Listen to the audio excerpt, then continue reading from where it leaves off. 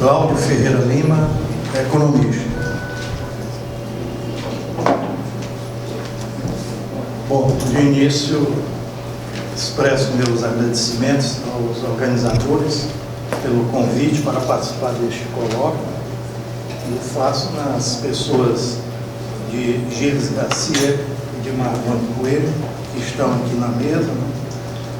Minha saudação ao meu querido amigo Valton Miranda e a todos os presentes.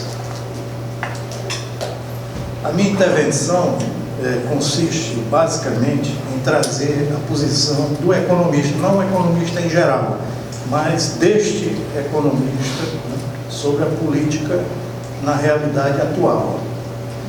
Para isso, abordo com fundamento no processo de impeachment da presidente Dilma Rousseff o papel da democracia no mundo do capital.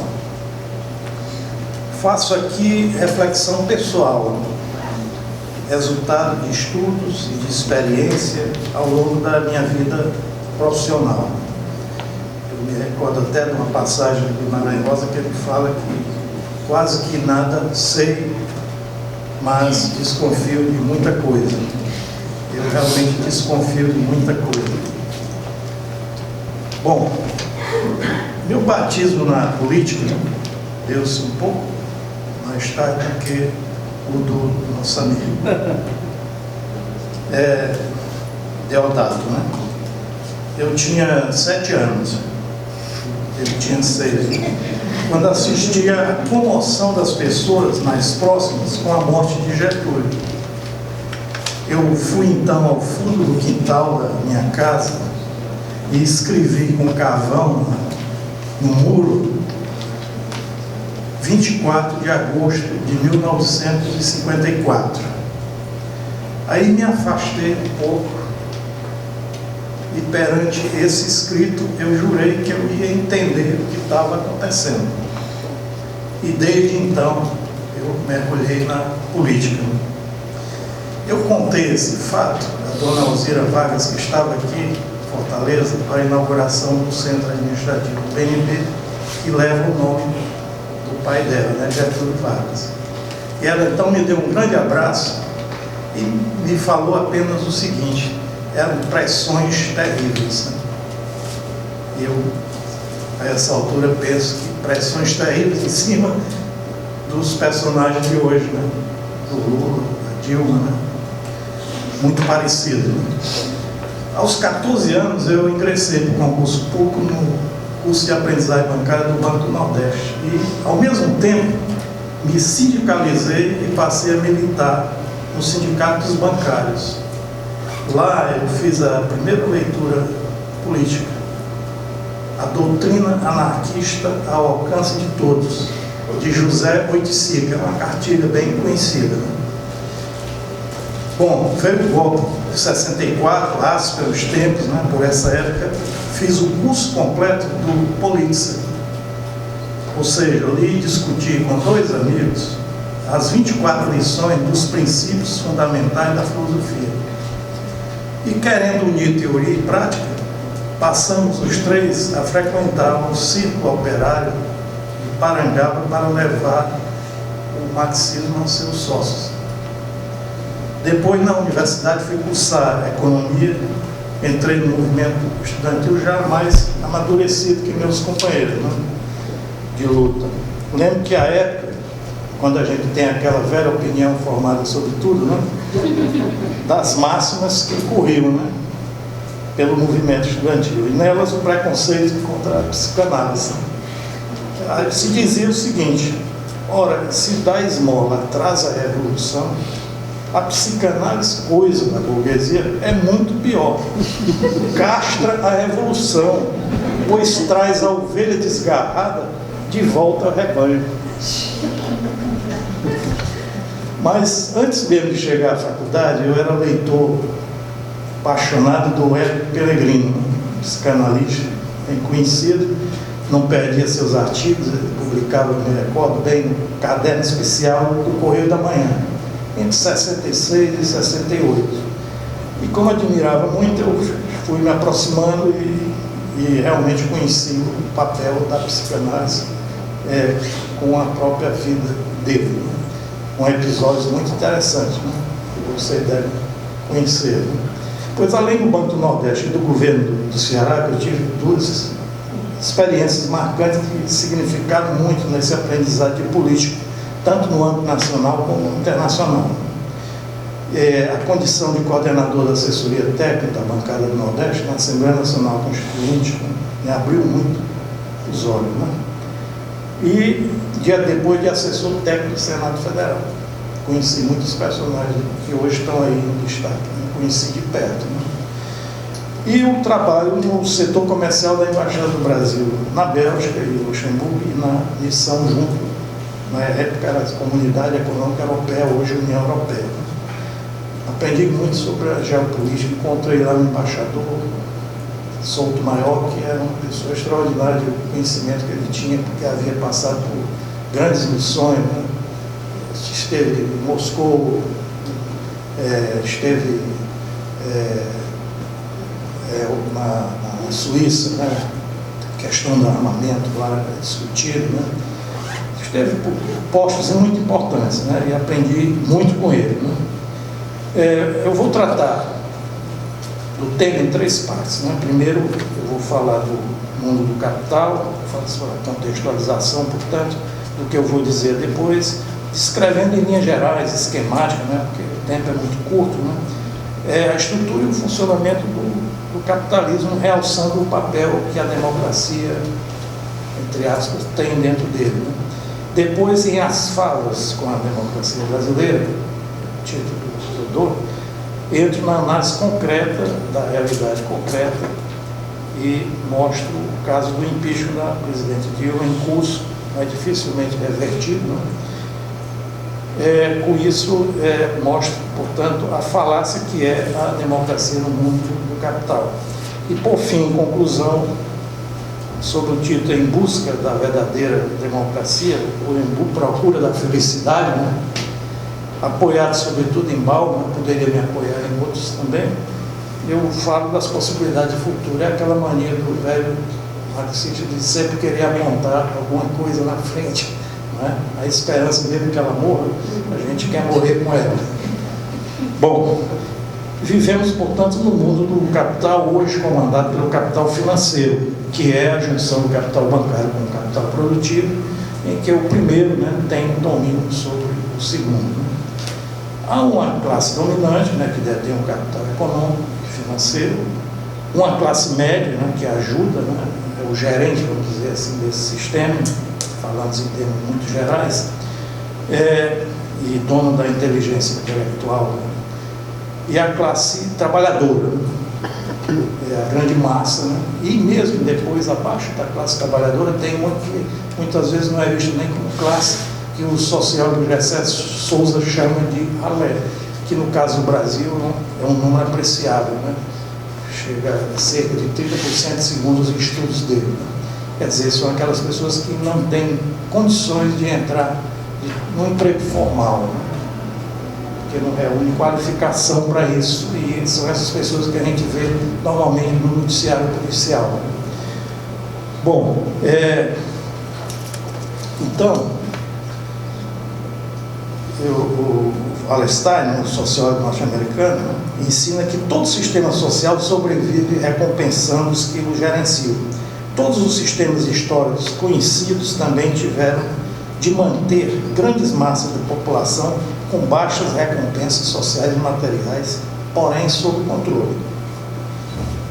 Ou força bruta, ou pão e circo, seja o que for, né?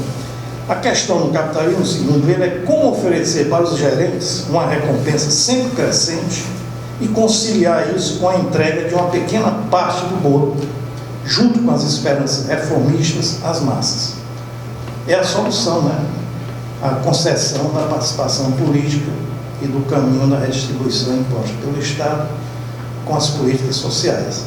Mas para que o jogo possa ser jogado dentro de certa normalidade, é ainda o Estado, né, que regula as relações entre os homens, uns com os outros, e por causa disso também tem uma participação realmente muito decisiva nesse jogo, né?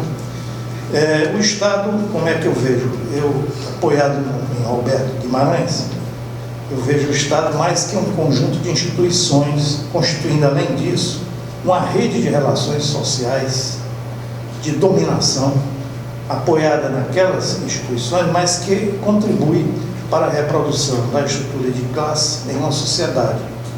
Em suma, é um só tempo, pacto de dominação e aparelho institucional. Para gerir o Estado, há o governo, que é uma coalizão de caráter temporário. O Estado tem caráter mais permanente, né? Ele é aberto às forças sociais, é uma concessão importante para manter tudo sob controle, né? Mas submetido necessariamente aos donos do capital.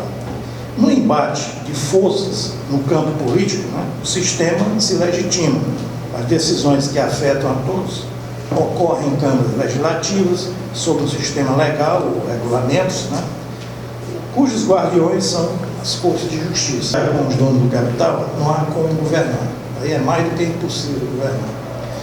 E, em caso de confronto, mesmo a mulher de César será deposta. É assim que o jogo é jogado, né? No plano internacional, uma organização interestatal do país, né, sob o comando, naturalmente, dos Estados Unidos, que detém poderio bélico, né, moeda universal, liderança em ciência e tecnologia, mantém a ordem unida, né, e legitima o sistema em nível mundial. Da mesma forma que a fatia do bolo das massas deve conter-se em determinados limites, no tocante aos países não hegemônicos, não se pode tomar decisões próprias em questões estratégicas, como, por exemplo, energia e formação de blocos econômicos. O governo que infringir tais regras será forte candidato à deposição. A desigualdade, junto com a razão de mercado, progresso técnico e a concentração produtiva é o traço mais marcante. Em um capital do século XXI, Piketty, né, ilumina essa questão com rigor teórico e números, né, e ele mostra que os patrimônios mais elevados crescem mais rapidamente que a economia, conduzindo a desmedida concentração de capital que poderá comprometer o funcionamento das instituições democráticas. Está aí, para ele, a contradição central do capitalismo. Ora, sob a globalização liderada pelo capital financeiro, as desigualdades só tende a expandir-se, minando o crescimento. Assim como os recursos gerados na economia concentram-se cada vez mais em poucas mãos, e como não retornam ao circuito produtivo, pois vão alimentar a especulação financeira, tudo conduz a uma recessão prolongada com gravíssimas consequências sociais a que já estamos assistindo. Enfim, as supostas instituições democráticas que viabilizam a ditadura do capital, como diria Saramago, já estão, pois, comprometidas. Não impede mais a violência que se manifesta em suas mais variadas formas em todo o continente, em todos os continentes. Estou apressando o passo, porque os minutos aqui, né, correm. Né? Como vimos, a democracia e, portanto, o governo no mundo do capital é uma concessão da classe capitalista, das classes subalternas, para que ela possa acumular capital a custo delas. Dessa forma, a classe trabalhadora pode participar do governo. Mas o que é o governo? É usual retratar o governo, gestão do pacto de poder, que é o Estado, como a metáfora do barco. Né? O Tarcísio Nogueira lembra que o governo vem do grego pernal, que significa a cana, parte superior do leme, que serve para dirigir as embarcações. Daí porque governar esse nome em português de dirigir, no sentido de dar direção política. Pois bem, o sucesso ou insucesso de um governante como o presidente da República está em saber lidar com as condicionantes com que se defronta. No âmbito do governo, vigora no Brasil uma espécie de consociatismo em que o poder presidencial é contrabalançado por outros núcleos de poder. Aqui é fundamental a capacidade de articulação. Os poderes imperiais do presidente, como legislar, são em parte compensados por freios e contrapesos. Assim, o judiciário e justiça descentralizada tornam menos previsível o ato de governar. E o Ministério Público impõe limites às ações do Executivo. Nesse sistema eleitoral proporcional, que permite a representação de várias opções e preferências do eleitor, conduz ao multipartidarismo, que por seu turno dificulta a construção das maiorias no legislativo, sem falar que este poder possui duas casas e é preciso negociar com cada uma delas em particular. Portanto, não há como escapar das coalizões e da troca de apoio, seja por cargos, seja por emendas parlamentares. É o presidencialismo de coalizão, por isso os cuidados começam com a coligação eleitoral. E na formação da equipe principal e dos escalões inferiores, há partilha, e nela reside o perigo de se abrir o flanco à corrupção. Como a República Federativa, no trato das questões regionais, manifesta o poder dos governadores locais, mediante a liderança que exerce sobre as bancadas parlamentares. A comunicação é estratégica, ainda mais quando a imprensa, que é uma espécie de quarto poder, coloca-se em geral a serviço das forças do capital. As igrejas exercem forte influência no processo político, da mesma forma a academia. Os mestres e doutores, por exemplo, são formados majoritariamente em anglo-saxão, onde a orientação do conhecimento é quem importa para esses países centrais e não necessariamente para o Brasil. Daí, no caso da economia, uma rede neoliberal cada vez mais influente na formação de opinião. Um instrumento útil ao governo eletrônico, pois facilita a prestação de serviços, no caso das redes sociais, mas governar não significa ter o poder, isso que é importante. E o poder, ou seja, as forças de sustentação ou desestabilização do governo encontram-se nos grandes interesses do capital, que constitui um pacto de dominação. Ora, lidar com ela significa construir e manter alianças, que implica escolha daí inevitáveis embates, onde Dilma Rousseff não foi diferente. No fronte interno, o governo de Dilma Rousseff contava com a classe trabalhadora, beneficiada pela valorização do salário mínimo e pela abertura de oportunidades na educação, e com a classe marginalizada atendida pela transferência de renda dos programas sociais, como o Bolsa Família, e tinha um apoio do setor produtivo, com destaque para o setor industrial, a favor do qual reduziu taxa de juros e spread bancário e foi mais adiante com o Plano Brasil Maior. Para Frei Beto, próximo a Lula, foi um erro querer ser o pai dos pobres e a mãe dos ricos, facilitar o acesso mais a bens de consumo do que a bens sociais, e não ver os movimentos sociais como um meio para qualificar quadros políticos e fortalecer a democracia. Para completar, a melhoria de vida do andar de baixo incomodou parte da classe média, propiciando o ódio de classe. De todo modo, como defende o jurista francês Bernard Edelman, a classe trabalhadora, a operária, foi legalizada e isso levou praticamente à sua despolitização. O proletário tornou-se individualista e assim, animado pelo espírito de empresa, ele vê a si mesmo como um capital que é preciso frutificar. Ele é egoísta, hedonista e sua preocupação é de construir seu destino numa sociedade aberta e tolerante. Isso vale mais para a Europa, talvez, do que para o Brasil, né? Mas isso está em pleno vigor pelo mundo. Houve inegáveis avanços, mas as ações gerais não tiveram caráter estruturante. Faltaram reforma de base, de modo a fincar pilares para consolidar a sustentação política e econômica das conquistas obtidas pelas classes menos favorecidas nos últimos anos. Isso a gente tem que se indagar, mas por que não houve? Será que ele quis fazer e não pôde? Eu acho que há muita dificuldade de se fazer. O Marconi levantou essa questão.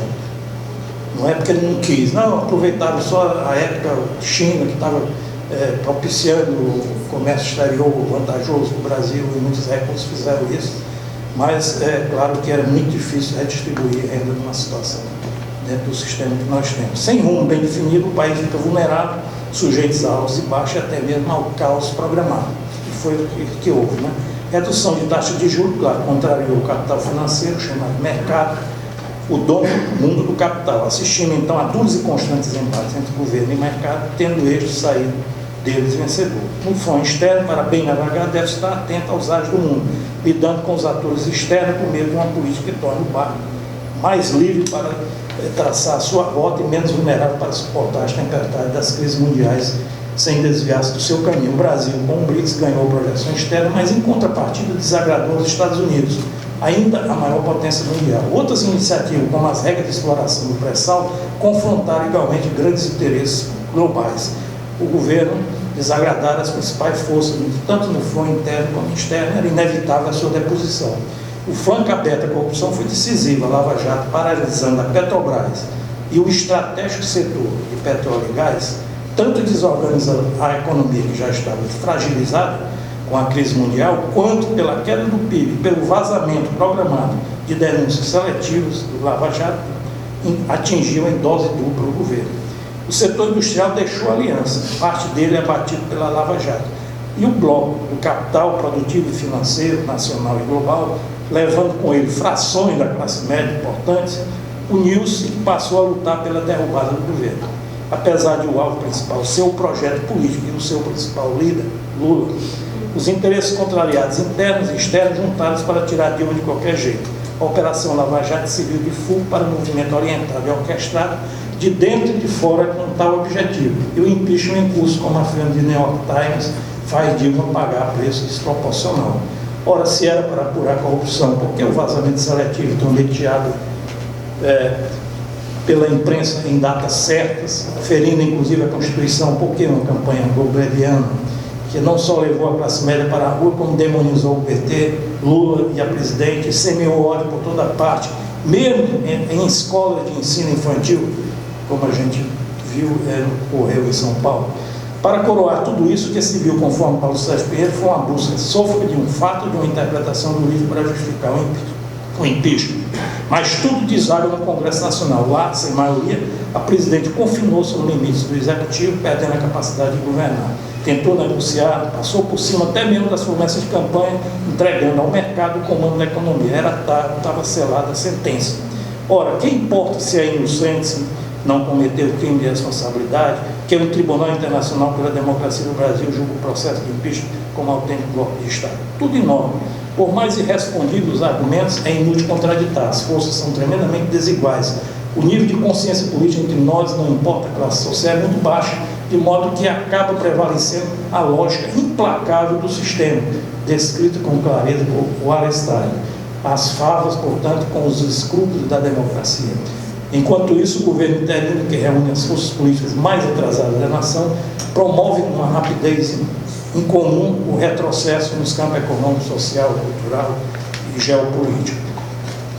Bom, nunca houve uma distância tão grande entre a democracia formal e a democracia real. A verdadeira democracia é incompatível com todo sistema em que a minoria explora a maioria. Assim, a democracia que vigora sobre o capitalismo é ilusória.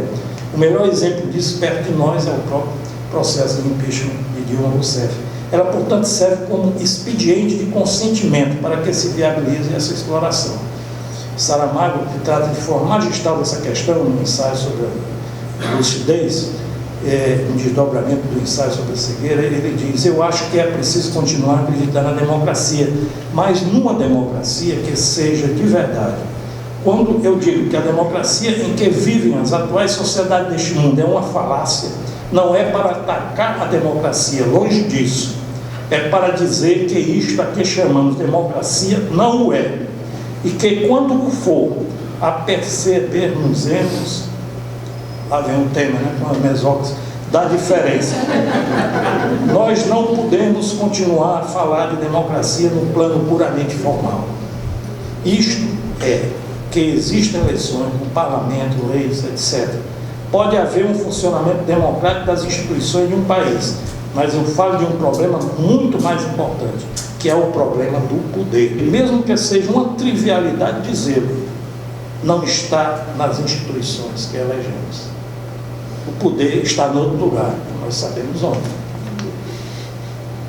Bom, eu acho que o tempo está fugindo aí, mas num estado de crise, o Bauman, né, e Carlos Baldoni fazem um diálogo interessante, né, e para eles vivemos o que Gramsci denominou nos cadernos do Cássio de interregno, que é o velho está morrendo, o novo ainda não pode nascer, né? O termo, aliás, né, tem a origem, né, naquela fase do rei morto e rei posto, e é quando surge uma grande variedade de sistemas mortos, aí, com vocês, né, a palavra, né?